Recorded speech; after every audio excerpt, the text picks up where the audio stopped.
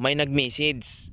Sabi mo, hopeless at helpless ang panic attack.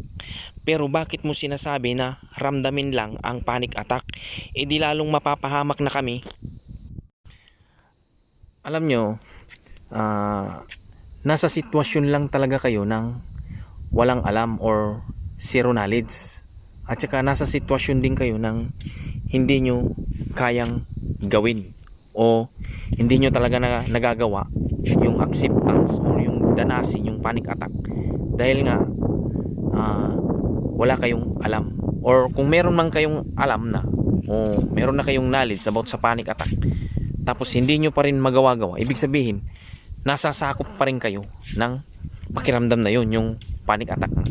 Ngayon, kaya ko nga sinasabi na danasin nyo o tanggapin nyo yung panic attack kapag nararanasan nyo na yun, para malaman nyo nga yung tunay na resulta.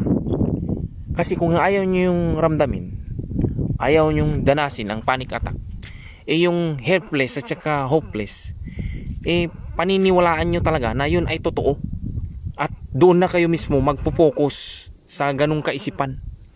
Kaya ang mangyayari sa inyo, lalo kayong nahihirapan o lalo kayong mahihirapan at lalo kayong, kumbaga yung mundo mo liliit na.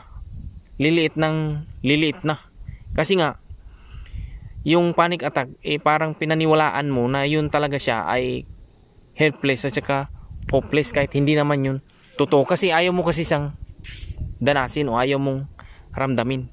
Kaya yun po yung rason kung bakit nahihirapan kayo o kung bakit nahihirapan kayo sa sitwasyon na yan o kung bakit hindi kayo nakakalaya sa sitwasyon na yan, dahil hindi nyo nalalaman yung tunay na resulta. Dahil kayo nasa cycle na kayo ng yung gumagawa ng paraan, laban ng laban, reklamo ng reklamo at kung ano-ano pa.